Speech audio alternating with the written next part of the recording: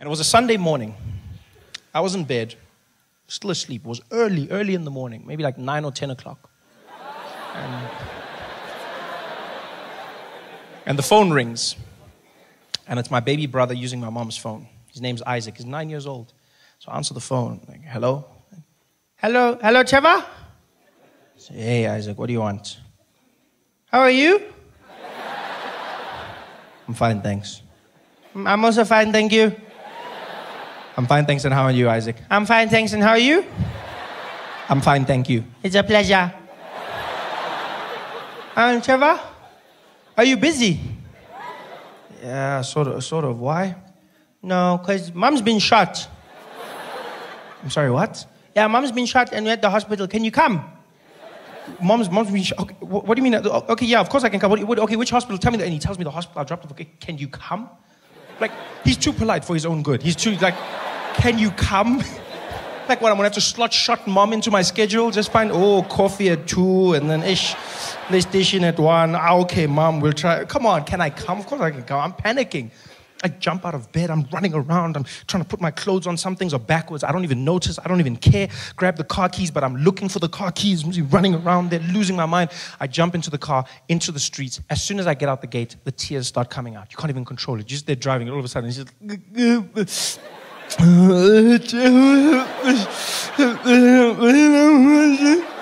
I'm driving, I'm trying to hold it back, but then I get to the traffic lights, the robot is red, and I just let it out. It just comes out. No,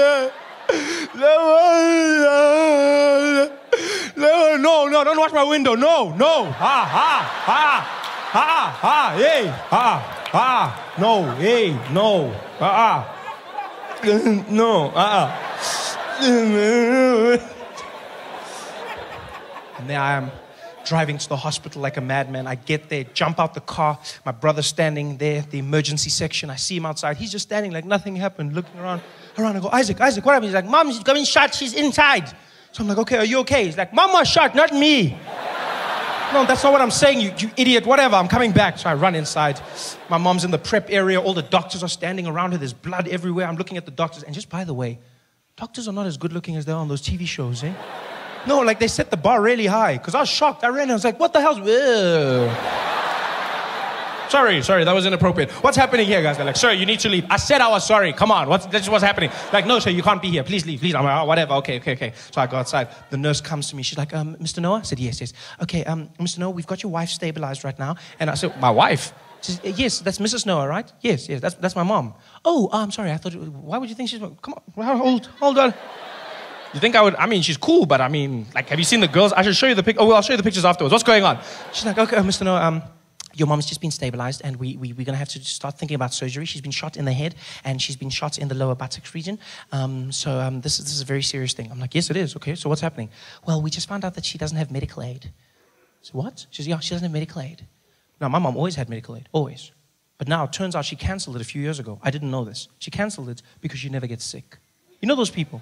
I just never get sick. I never get sick, Trevor. I never, ever get sick. I don't know why I have this. I never get sick. Yes, but you didn't think of bullets.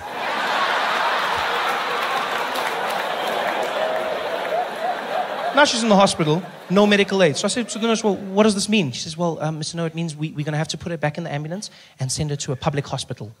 So, but she's bleeding now. You can't say. She says, I'm sorry, so that's all we can do. She has to go to a public hospital. Now I'm panicking. I mean, public hospital? Normally a good place to go. Normally, you know. But now what's happening is there's just misadministration of funds. Like money's going missing. You don't know what's happening. They don't have the right equipment. Now I'm picturing guys trying to fix my mom. There's the doctor. Give me a scalpel. We got a spare now. Okay, bring it. At least it's a shifting. Okay, let's try something. I'm stressed.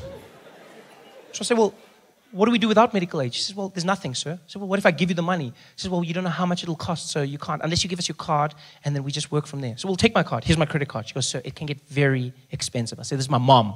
This is my mom. Use the money. Go. She goes, you can tell me it's expensive. This is my mother we're talking about, you know. I realized through all of this, I've just neglected my brother. He's been standing there the whole time with these big eyes. So I'm like, hey, Isaac. Hey, Isaac. What's on your mind, man? Are you okay, big boy? He's like, Trevor? Yes. Can I come to your house and play PlayStation later today?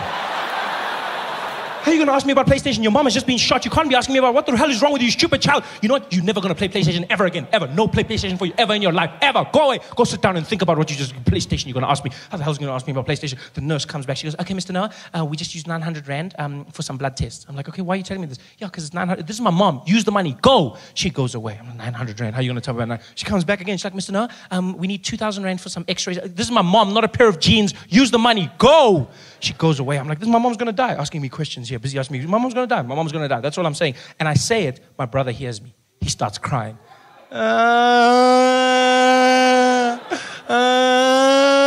like, Isaac, I'm sorry. Are you okay? Are you okay? He said, I'm not okay. You said I'm never going to play PlayStation ever in my life. And I want to play Need for Speed, and now I can't play PlayStation. I'm like, you still crying about play? You have no right to cry. You hear me? You shut up. Stop crying. You can't cry about this. You shut up. Now some woman comes out. She knows my mom's been shot. Now she thinks I'm telling my brother not to cry about my mom. She just gets involved. She's like, hey, you let him cry, okay? You let him cry. Some people express their pain in different ways. You let him cry. I'm like, I will not let him cry, lady. I will not let him cry. Many kids grow up without one, okay? It's just none of it is fine. Like, you should go play in the park or something. It's not a time to cry right now. What the hell? You spoil your kids. That's your problem. You should take it away from them so that they can learn about life. You both shut up. All of you, shut up. I'm telling them this. The nurse comes back. She goes, Mr. Noah, we're ready for surgery. I'm like, so do the surgery. She says, yeah, but sir, this could get very expensive. ICU and surgery is very expensive. I'm like, lady, what is expensive? This is my mother. She says, so well, anywhere from like 20,000 Rand. This is my mom. All the way to like 500,000 Rand.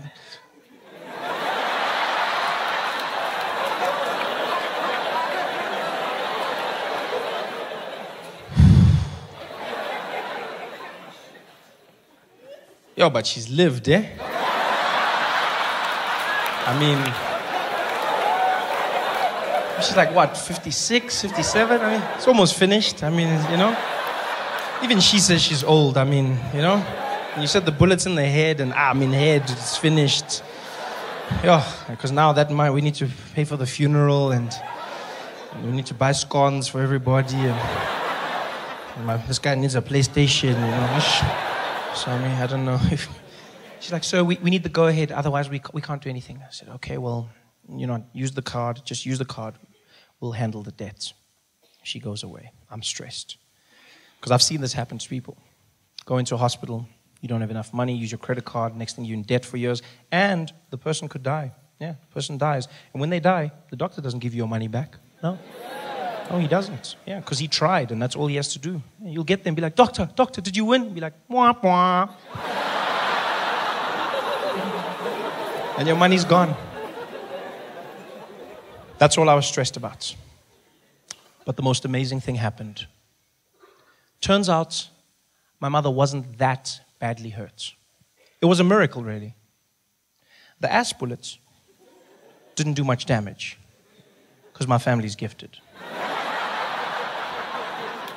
The head bullets didn't hit anything vital, yeah? Other than the head, obviously. But it missed her spinal cord, missed the nerves, didn't touch the brain, went right through, missed the eye, hit the eye socket, and so deflected, and all it did was it cut a piece of her nostril off, just one side, and the bullet went out clean, which means she didn't have to go in for intensive surgery, and her recovery was only a week. Yeah, a week, which was fantastic, because that means the bill was only 24,000 Rand. I mean, and she's alive, yes, but the bill was only 24,000 Rand. This is great, really great, because 25 was my cutoff. So, you laugh, but that's how much I've calculated I'm willing to pay my mom back for all the ultramel custard I've consumed in my life. Everything else, none of my business, eh? Food, clothes, schooling, all of that stuff, I'm not paying. I hate it when parents say that to their kids. You know how hard I have to work for your bloody school and your clothes? I didn't ask to be born. That's your job. Please. You handle that. I asked for the Ultramel. We can keep a tab. Don't involve me in your things. That's what I calculate. 25,000. Yeah. I would have been there. 24,750. I would have been there at the doctor. Eta. It's fine, my man. No, stop. No, you tried. You tried, mom. It's cool. No, you tried it. No, just switch off there. Switch off. How much? 250 left. Yeah, we'll pour petrol or something. It's fine. Just switch off there. You tried. Yeah.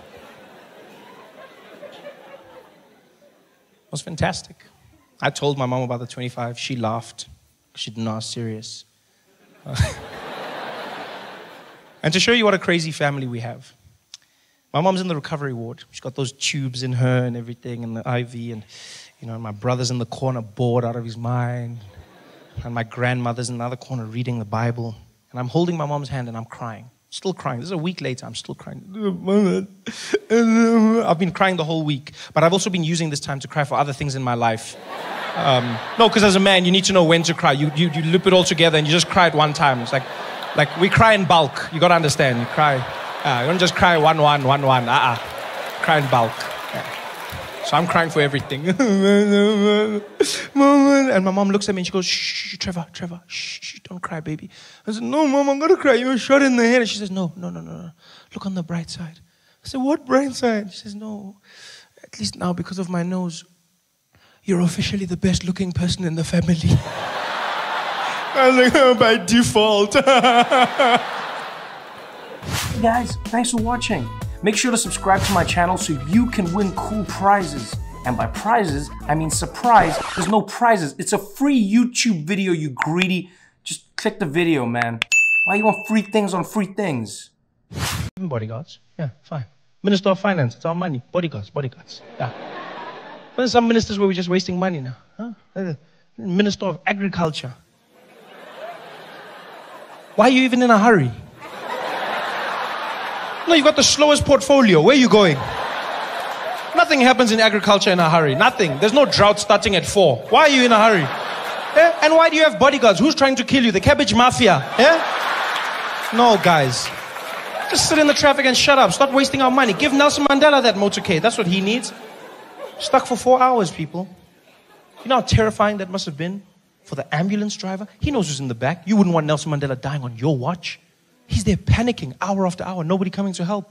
Finally tried to do something himself. I'm sure he just got up there. He was like, Tata. Mandela's there like, Saint Peter, is that you? Says, no, Tata, it's me. It's Piwe. Oh, that's BEE in heaven. Yeah? No, Tata, no. We're still here. We're in the ambulance, Tata. The ambulance is stuck. Damn it. So are they sending another one? Hey, that's the thing, Tata. We've been here for hours. Nothing has happened, eh? So I was thinking maybe we should hitchhike. Man, you are killing me, man. Tata, what can we do? Okay. Help me up. They get up. There they are on the side of the highway. Nelson Mandela and Spiwe trying to get a lift from people. Spiwe's on one side panicking. Mandela's on the other side hitchhiking. Nobody's stopping. Spiwe's there. Tata, they're not stopping. They'll never stop for black people. Like, yeah, and those are the black people. Because we don't stop anymore. I wouldn't stop. I don't know about you, but I wouldn't stop. I'd see Nelson Mandela, but I wouldn't stop. No, because for the life of me, I would not begin to believe that the man standing on the side of the road hitchhiking is Nelson Mandela. I'd see him. I'd be driving past. I'd be like, hey, that guy looks like Nelson Mandela. Look, guys, look, that guy looks exactly like Nelson Mandela. Yo, it looks like him, man. Looks like, but I wouldn't stop. Yeah. Not because of time. I didn't even have time. I didn't have time to make a U-turn, in fact. I would make a U-turn. I would go back around. You got to see him. You got to look at him. He's amazing. He looks exactly like Nelson Mandela. You're going to see him there. You're going to see him. We'd drive past there slowly. Look at him. Yo, looks exactly like Nelson Mandela. And that guy's even got the face, he's got the hair, he's even got the shirt, looks like Nelson Mandela. I wouldn't stop. I'd even go home and fetch family before I stop. I'd be there, Mom, come, get in. Isaac, come. Oh, we're going to get a PlayStation. No PlayStation for you. Shut up. Get in the car. We're going to fetch Nelson Mandela. Bloody hell, we'd be driving around there. I'd be like, everyone, you must look at me. You must go to slow down. I'm going to slow down. I'm going to look at it. We'd slow right down, roll down the windows. Hello? I'd be like, please, he even sounds like Nelson Mandela. But I wouldn't stop. Nobody stops. Culture of distrust. Back in the day, people used to hitchhike in South Africa. Yeah. I remember people used to hitchhike from Durban to Johannesburg. They'd be there on the side of the road. Yeah, people picking them up. Now, nobody. Nobody stops for anybody. Even Metro Police, you're like, hey! Nobody stops. I bet even babies couldn't hitch a ride. Be on the side of the road in their diapers then. No one would stop. You'd be like, hey, you don't stop for them. You never, ever stop for them. Yeah, you think it's a baby, hey? You think it's a baby. Yeah, they look like babies. And then you stop, and then like a man pops out, hey? Yeah, happened to my friend Gladys, hey? You don't take chances. We've become a culture of distrusting, angry people. That's who we are. Everyone's angry. Please go crazy and welcome to the stage the wonderful Trevor Noah!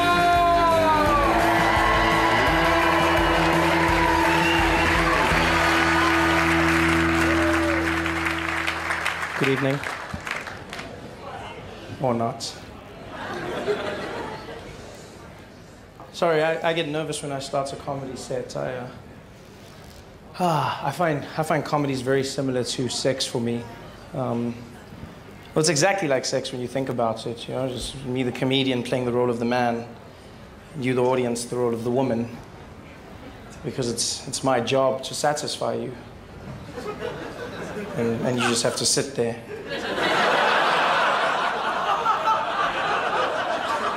And then, just like sex, my success or failure is somehow determined by how much noise you make during my performance. Oh, you're just faking it now. Thank you. It's a one-sided affair. So I hope you aren't the quiet types. No, you were great, really.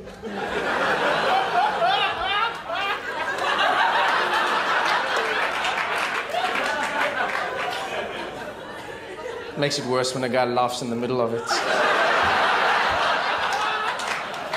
It's not meant to be funny.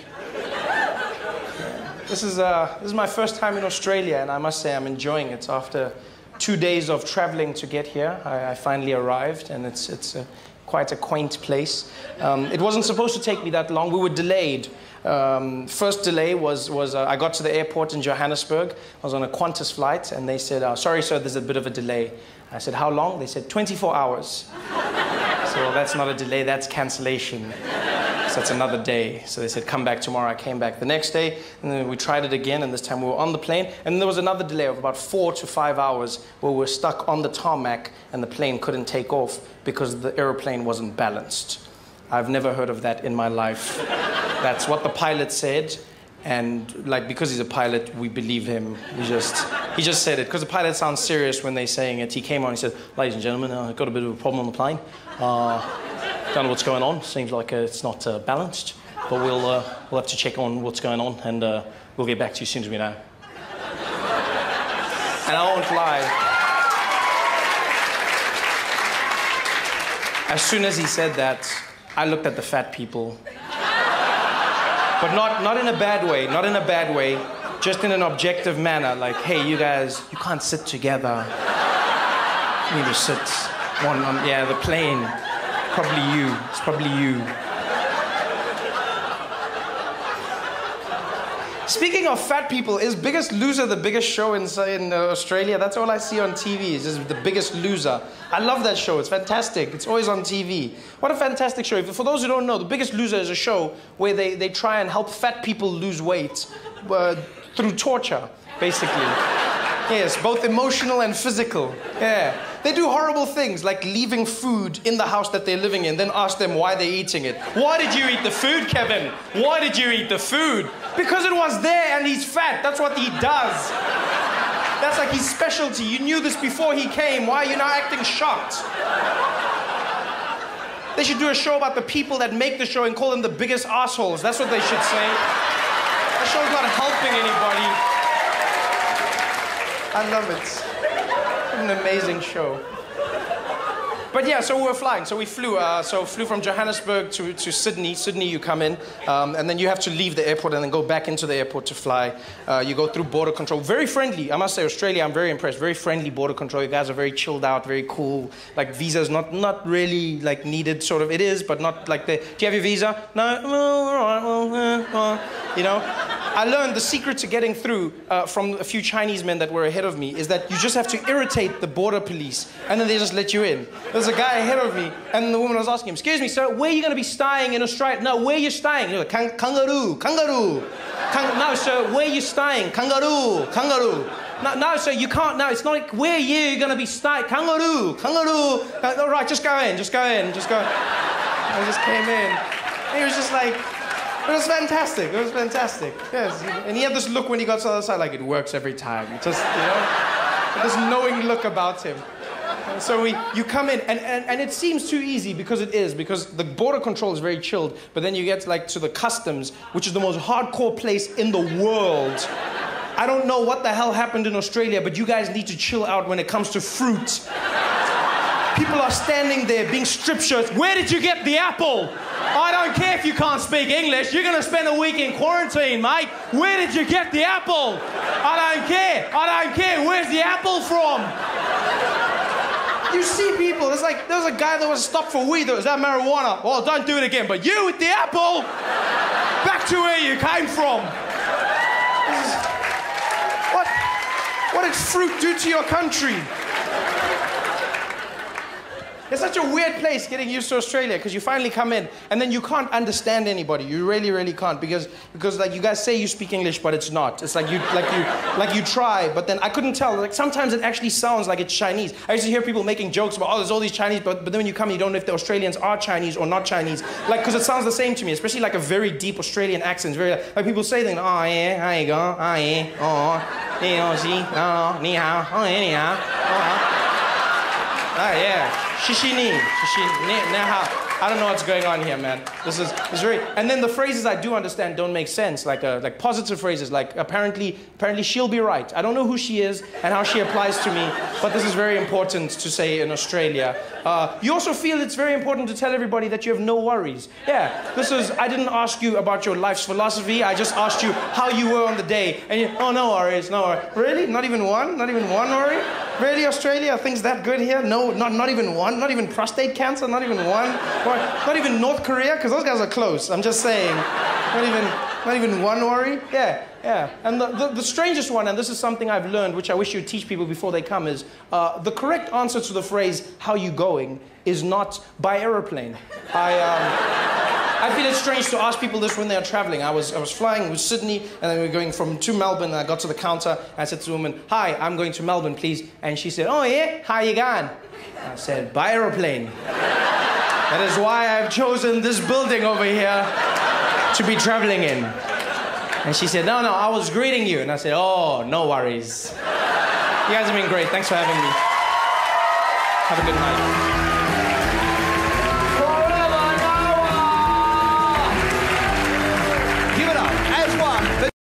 So I love coming home. I get to see the stories from a different angle. I get to enjoy it all.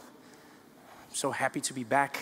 But everything has flipped on its head. 2 years. You know, guys, going away for 2 years is not a long time. And you come back to South Africa and everything has flipped on its head. I went away for 2 years. I come back and white people are on strike. I thought it was a Leon Schuster sketch. In the streets, white people marching, and immediately you're like, these people have no experience. No experience whatsoever. And white people, I'm not trying to minimize your pain in any way, but I'm just gonna say, when watching it on the news, it doesn't have the same gravity of the march of black people and colored people and Indian people in South Africa. Because when people of color in South Africa march, you can see they want service delivery. When white people march, it looks like you're fighting for vitality points.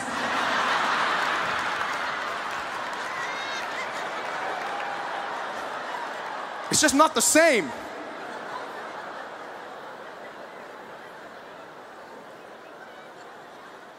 And then I saw white people got offended because they said, we're going to launch a march. Zuma must go.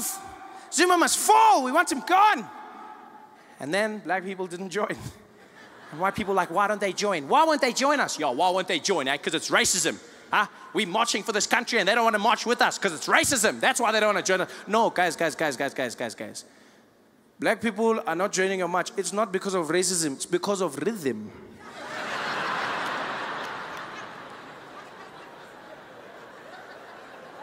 I saw white people protesting and I was like, even if I was on your side, I cannot participate in that.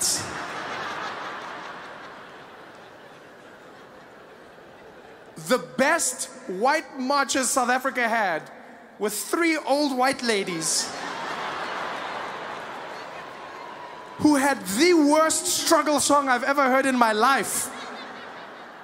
Sounded like a lullaby converted into a struggle anthem. Zuma must go. Zuma must go.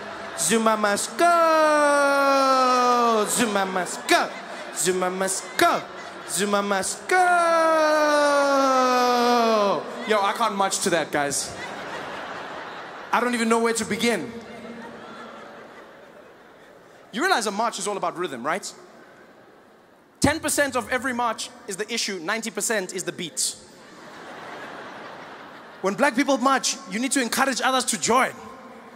Along the way, you need to pick up stragglers. Just some people who get into the rhythm as you move past. Some guys are just there as you walk past. House, house, give up, house, give up, house, house, da da da da, house, give up, house, house, give up, house, da da da, house, house, give up, house, give up, house, house. Ah, people are joining. People are joining.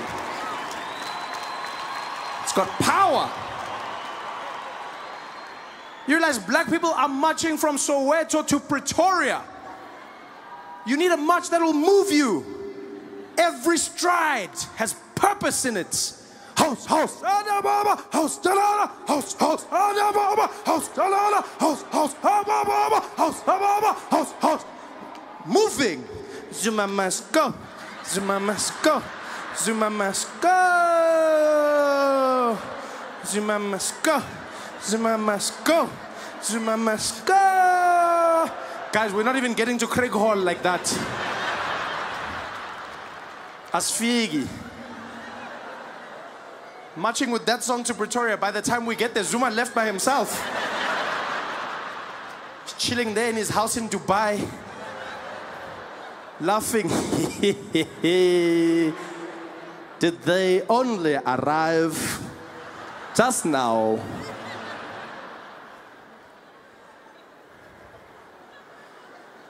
I was watching white people going, but why? Why are you marching? What are you guys doing? Yeah, now you want to do the hard work. Just pay someone like usual. This is when you should be paying.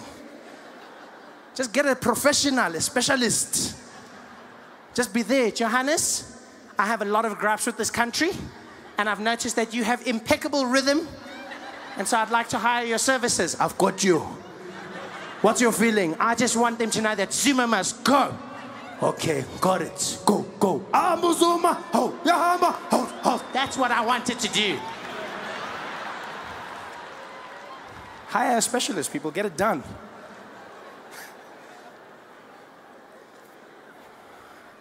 This song will get you nowhere. It's a frustrating time, though, man. The Guptas came and shook South Africa up, turned things upside down, made us question who we are as a people. I've been away for 2 years. I came back, and I'll tell you now, the racial tension is palpable. You can feel it. You can feel it. All of a sudden, everyone looking at each other in a different light. You're like, damn, McKinsey did a good job. Because don't get me wrong, South Africa wasn't perfect, but it wasn't like this. You know, 2010 had us in a different feeling. We had a rhythm. We had a plan. And then all of a sudden, it fell apart. Now we're looking at each other with shifty eyes. Separated. The Guptas did a good job. People are angry, and I understand why, you know. But sometimes I think people's anger gets out of hand, you know. Like I saw people fighting because the Guptas had a wedding at Sun City. And at that wedding, they only hired white people to serve them. And people were like, they're racist, they're racist. Okay, maybe they're racist. Or maybe the Guptas are doing what every black person dreams of doing when they get enough money.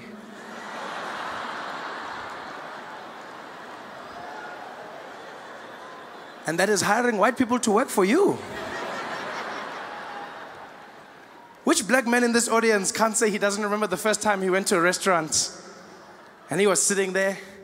Some white guy came up to the table. Good afternoon, gentlemen. Can I help you with anything? Oh, yeah, we're just waiting for the waiter. You can send him over.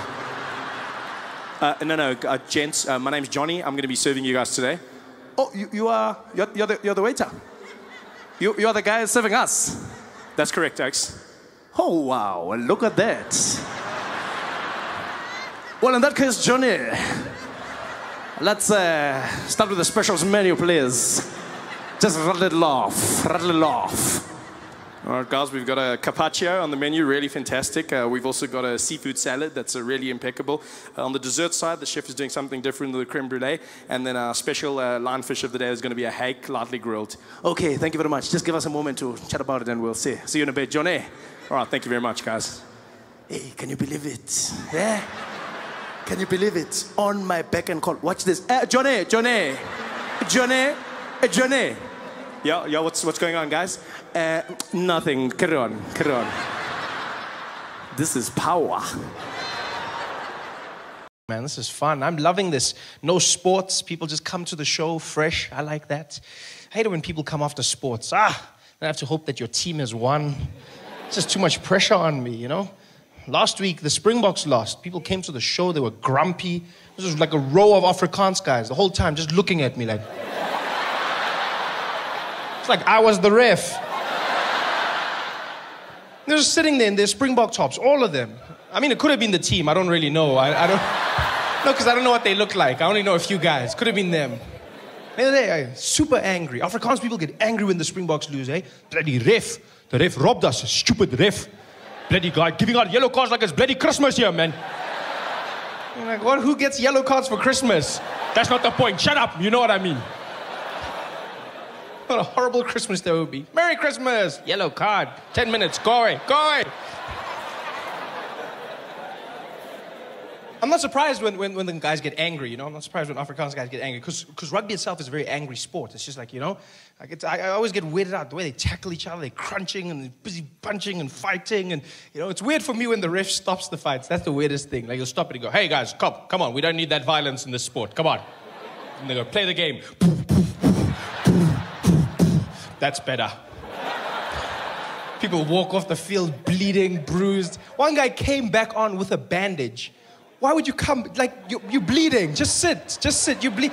Like, blood is your body's way of telling you to stop. That's what your body's saying. And you come back. What are you doing? Where's your mom? Just sit down and relax. No, I want to play rugby.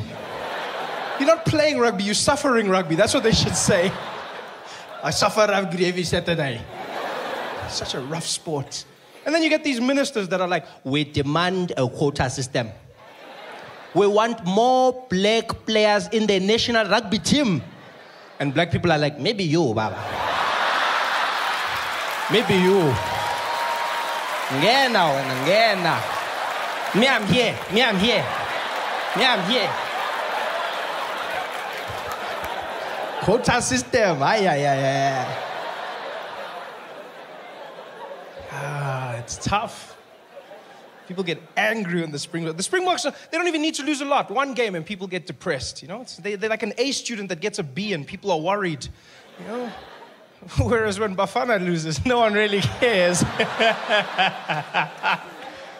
Oh, Bafana. We've become so complacent with that team. Like, anything is enough for us. Have you noticed that? Anything. Yeah, Bafana's like our special child, like, you know? Where's there, like, hey, welcome home, Bafanas, welcome. What happened? Oh, you got a D. Well done, boy. Got a D, eh? Hey, at least you finished the test this time.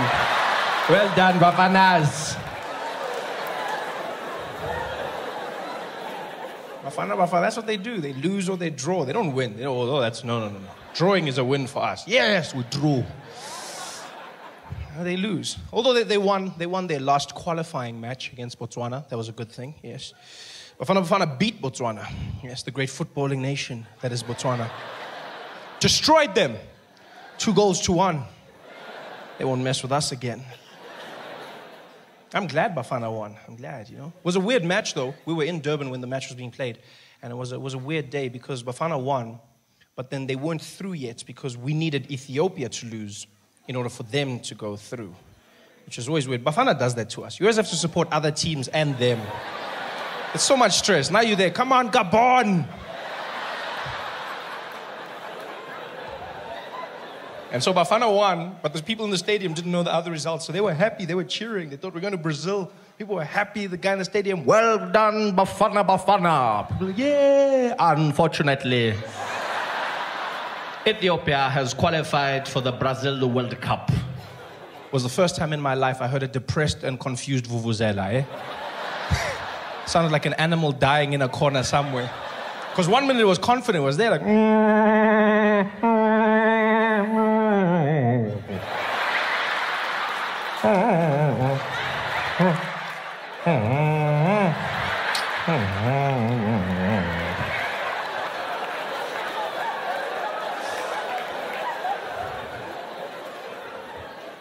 But it's good that they won, you know? They needed to win. The only reason I want Bafana to win is because whenever Bafana loses, xenophobia goes up in South Africa.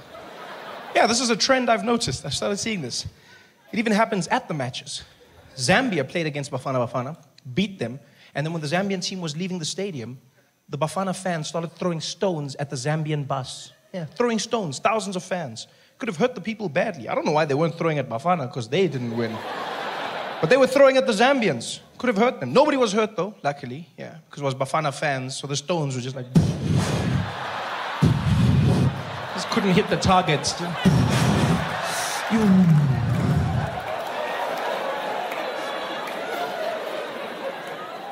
Xenophobia always goes up, yeah. It's gotten so bad that foreigners have started supporting Bafana now. You go to the matches and you'll see giant guys in skinny Bafana shirts shouting, Jabalada! Jabala, can I go pass that ball for him? Pass that ball for that man. That's it, Nigeria gonna take that ball. You cannot shoot that one. Why don't shoot for that man? Why don't shoot for him?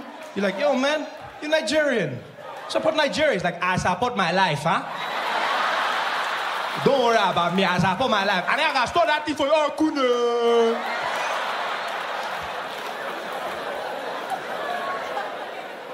It's tough. It's tough out there. But it's good times, though. It's good times. It was a good game to be at, the Bafana versus Botswana. A lot of people came out to the stadium to watch, you know. There were dignitaries, a lot of politicians. The ANC was out in full force. They were attending, you know. The DA didn't come. They don't do soccer. No, fine, thank you. Yeah. But the ANC was there. Jacob Zuma was in the balcony waving at everybody, you know, because elections are coming up, so you're going to see him everywhere now. Just there waving. Yeah, you're going to see him in the streets waving. You're going to see him at the rallies dancing. Yeah, he's going to be out shaking hands, kissing babies, mostly his babies, but still, vote for me. Because he knows he has to connect with the people. The ANC's having a tough time right now. This is one of the worst times in ANC history. Highest levels of corruption, lowest levels of service delivery. The ANC is just a shadow of its former self. Yeah. People in the ANC are disgusted by the ANC. They stand there like, ANC. Man. No, man, enough, man, no. Come on, ANC. They say this while looking in the mirror. Come on, ANC. Can do better, man. Come on, man. Hey, guys, thanks for watching. Make sure to subscribe to my channel so you can win cool prizes. And by prizes, I mean surprise. There's no prizes. It's a free YouTube video, you greedy. Just click the video, man. Why you want free things on free things? 2020, COVID intervened. It's 2.5 years later. We've had a chance to see Delhi. We've had a chance to see Bangalore. What are the impressions you take away from our days here? Wow. First of all, it's taken me too long to come to India. Yeah. You know, it has a little bit of everything. And I think what I've enjoyed most about India is seeing why it has such a variety. You know, friends from South Africa always used to tell me there's a reason so much spice comes from India. And I think that applies to, you know, the people and the cultures as well as the food. It really is a mixing of so many different flavors and ideas. That's probably been my biggest takeaway about India, is that it is a really diverse place. I think in some ways operating not as a monolith but as a unit, which is really unique to see. One of the interesting things that you've been doing when you come to Microsoft is we frequently enable you to sit down with people at Microsoft Research. So this was your first opportunity to come to MSR outside of Redmond and come to the MSR Center in India, the center really for the Global South. What did you make of what you got to see today at MSR? I think the biggest thing I enjoyed out here was seeing a different way to not only solve a problem, but even see a problem. What I've loved about being in the labs, in Redmond, is learning and understanding how engineers will look at a problem and how they'll solve for it. But oftentimes those problems are in the context of the first world. Oftentimes those problems are in the context of enterprise or, in the context of consumers generally in the Western world. And then you come to India, and what's amazing is a lot of the problems and solutions, yes, can help enterprise. Yes, they can help, the Western world and consumers. But then there are unique problems here that apply to so many more parts of the world. Because India's issues are many of Africa's issues, and Africa's issues are mirrored in many parts of the Middle East and Asia and South America. And here you have people trying to create solutions designed for the people of India that then create new business models, create new ideas on how to distribute content, create new ways of figuring out, a solution in coding or in a product that they create. I've find myself inspired. It's like time and time again, I go like, man, that's a great idea. How did you think of that? How did you solve for that solution? And I think part of it goes back to the trading culture of India. Part of it goes back to the fact that you have a country with, I think, the number was over 70% of the businesses being small businesses. And so you see that everyone is solving for this tiny problem. And yet in many ways, they end up moving this huge boulder because everyone's just moving a tiny piece of it. Every day, we have no clue.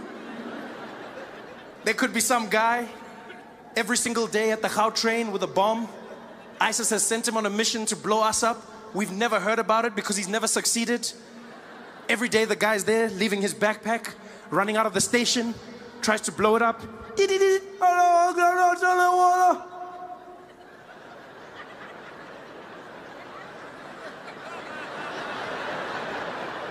Where is the backpack?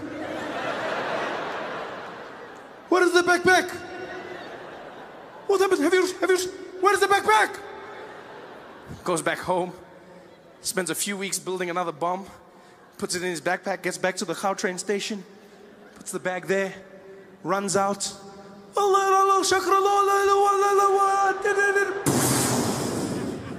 Turns around, there's nothing there. I don't understand. I heard an explosion. What happened? Excuse me.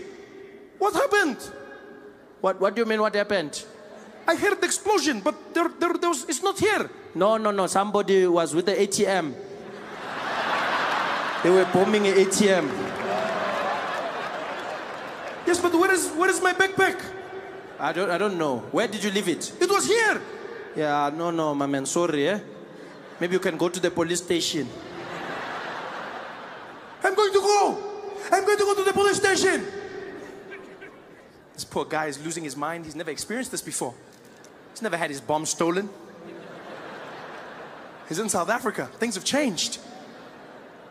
There he is, walking into the police station at night. Police sitting around. There's a constable writing statements, dealing with his last customer. Yeah, so you say, my man, drunk drive. You can't just drunk drive here, eh? You can't just drunk drive here, okay? Do you hear me? Yeah, bro, I got you.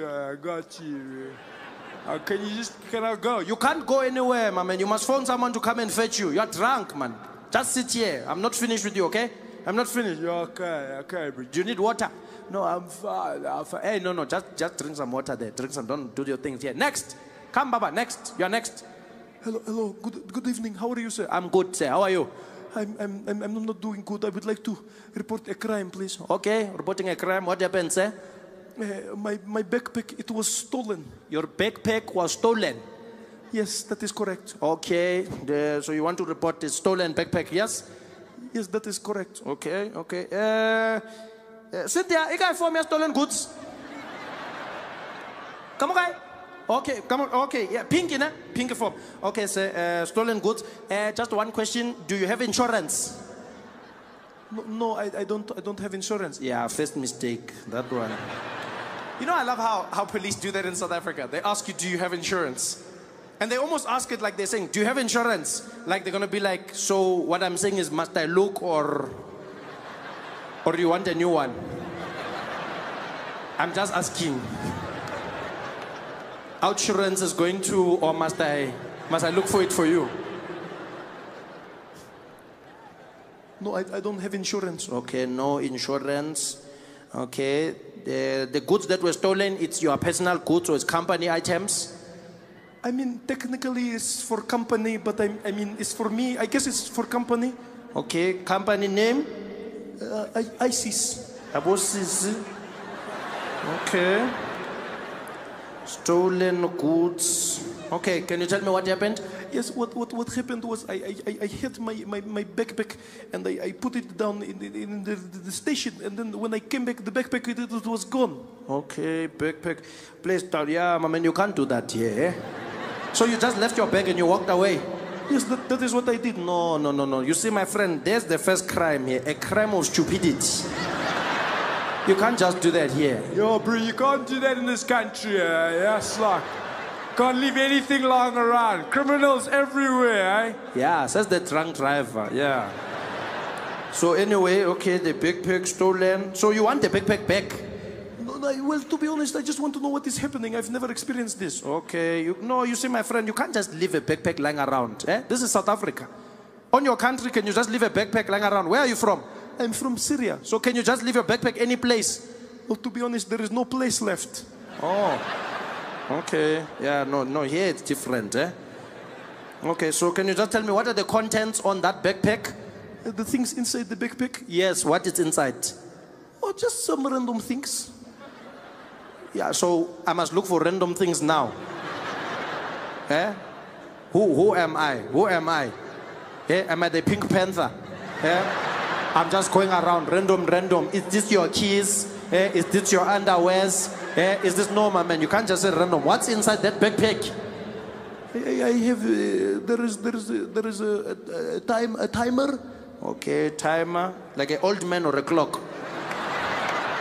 No, like a clock. Okay, one clock. Anything else? Yes, there is also some wires. Okay, wires. Especially what kind? No, many different colors. Red, blue, yellow. Okay, multicolor wires. Anything else? Yes, there is also some nitroglycerin. Okay, nitroglycerin.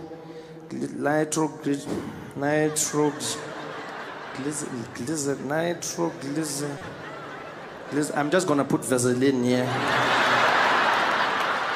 I get that one. I get attachment, all of them. So it's the same thing. Cynthia, Vaseline, glycerin, that's one, ne?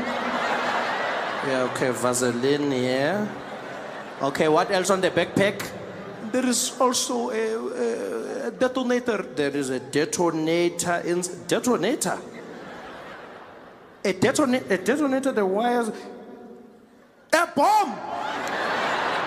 You had a bomb on that bag? Yes, I have a bomb. A bomb! Yes, I have a bomb. So why you don't just say bomb? Now you're making me write an essay here. Look, now I'm finishing that paper. Busy writing. Hey, wire. Now I'm scratching here. Glycerin, what? Making me look like Bonang. I don't even know what I'm writing here. I don't have time for these shenanigans, man. Just say it's a bomb, okay?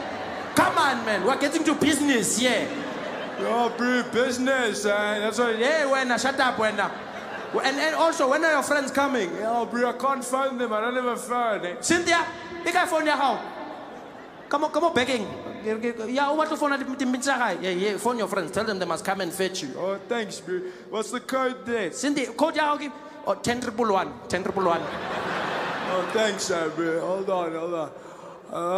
Hey, Josh, bro. Yo, bro, I need your help, Yo, I'm here at the police station, bro. Yo, they're holding me here. Hey, we're not holding you. I'm not your girlfriend. Tell them you're arrested. Yo, bro, they arrested me, bro. Yo, dude, for like nothing. Nothing. Tell them, Josh, I'm a drunk driver. Not nothing here. Tell him, Josh, I'm a drunk driver. Tell him what you did here. Yo, bro, stop shouting, come on. Yo, Josh, bro, yo, can you just come, please, bro? Just come and get, yo, they're gonna let me go, bro. I'm just like, we'll give them like 200 rand or something, bro. Yeah?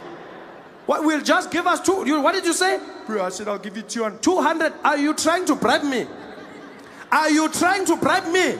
Eh? Bribery, it's a crime. A crime. So now, drunk driving and bribery. So now it's 500.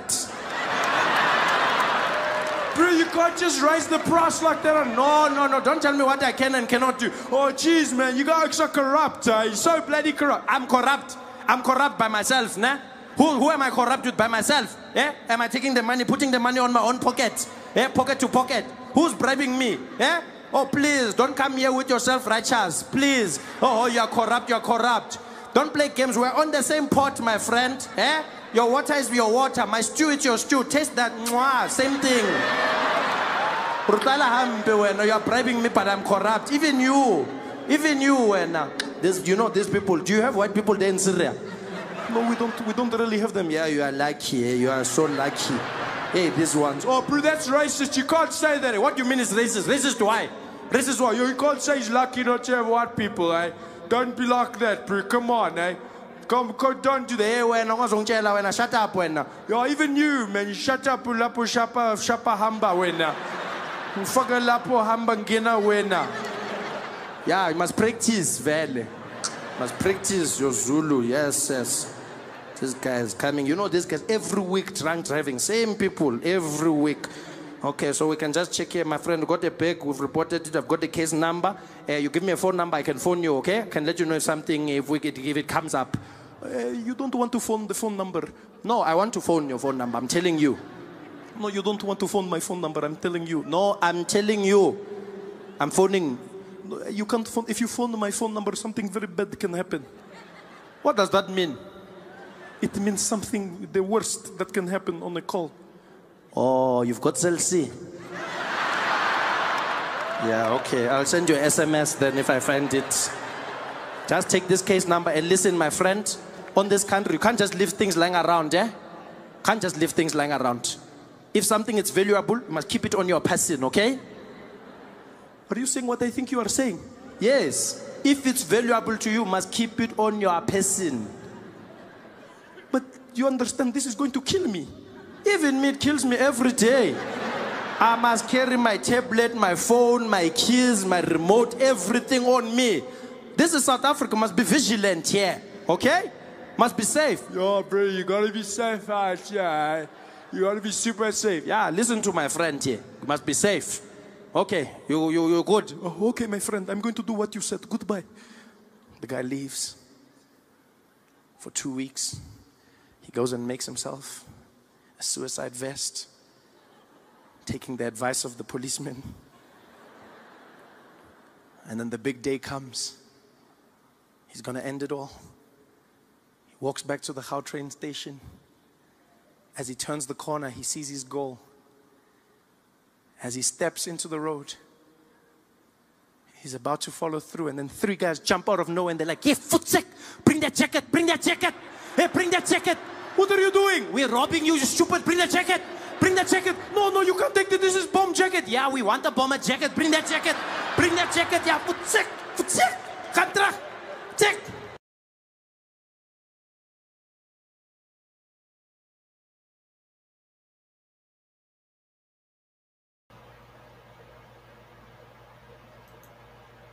It is pretty interesting how people tend to judge things. People tend to see things differently based on the area, and not just based on the area, based on where they grew up and their countries of origin. You know, talking about the South African police. One thing I've noticed with African police, especially South African police, is they are very, very chill. You know, they take things differently. And what really makes them chill sometimes is the way people talk. You know, the way people talk, the way they talk makes them very, very chill, and also makes it in such a way that you, the person that is being stopped or apprehended, you don't tend to feel how can I put it? You don't tend to feel scared of the person that is you don't tend to feel scared of the person that is how can I put it, that is apprehending you, you know. And Is it okay for cops to act that way? No, it is not okay for cops to act that way. Right? It's always nice for cops to be.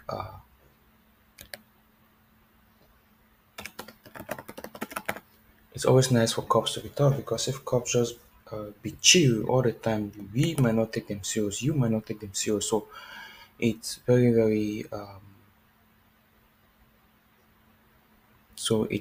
important for officers to be tough because once they are tough, then you will take them seriously. And it's funny how the officer never knew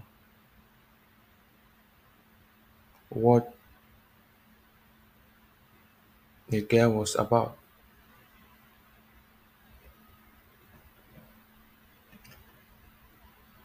It's funny how the officer never knew what the guy was about, what his motives were, and what he was trying to do. You know, and I get it.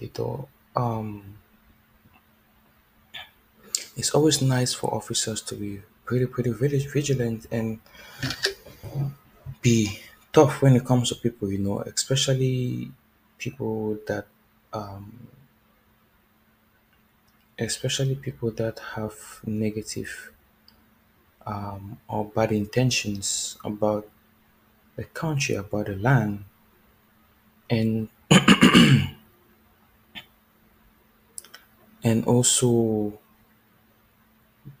being very smart is another thing too that is good to take into consideration. Because as an officer, if you're not smart, you might people might do crazy things that it will fall upon you and you will have to answer to your boss for it, and your boss will like, why didn't you catch that way ahead of time? Why didn't you do this? Why didn't you do that? So it's always good to be very smart. Don't let um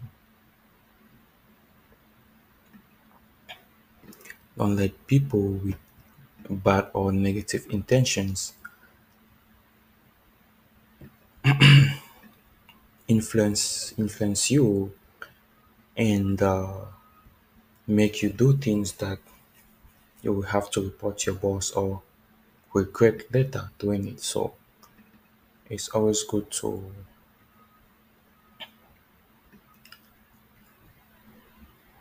not allow evil intentions ruin the course of your day. You know, if you apprehend somebody and it's suspicious, call the person in question right away. Save lives and save a lot of a lot of things that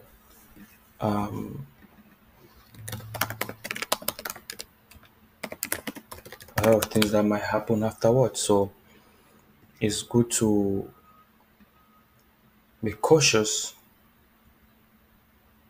and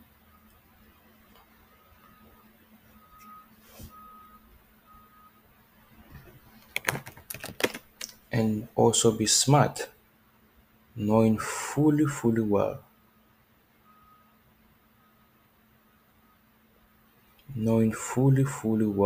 that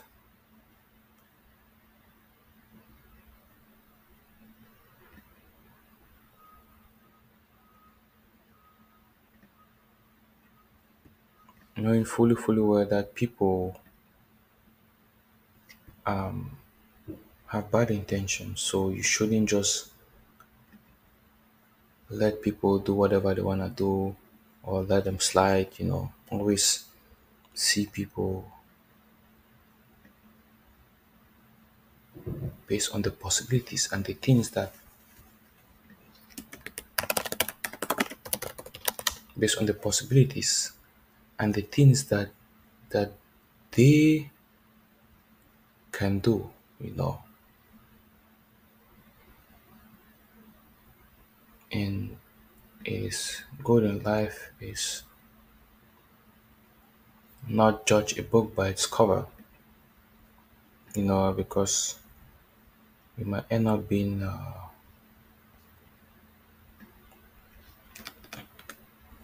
racist. I don't wanna.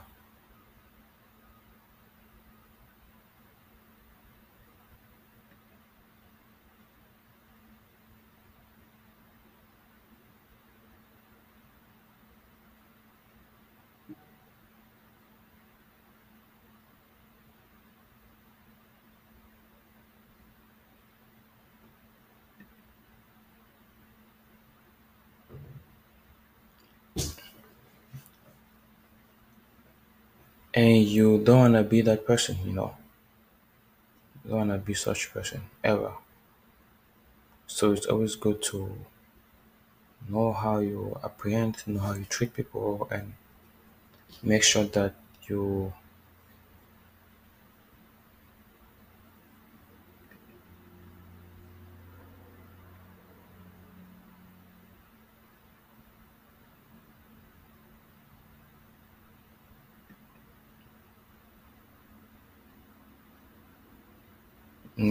do things with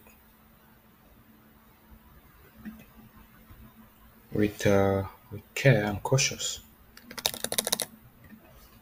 It is very, very important. I like the way Trevor Noah tells you a joke in such a way that you tend to put yourself in the joke and see yourself being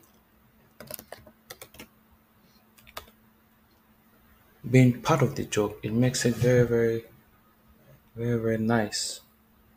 It's something that I wish I had such a talent like that.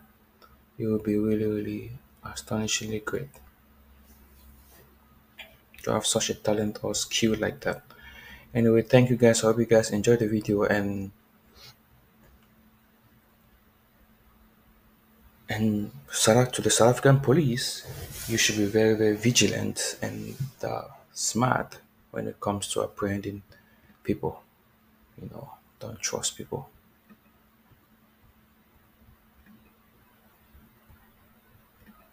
Thank you.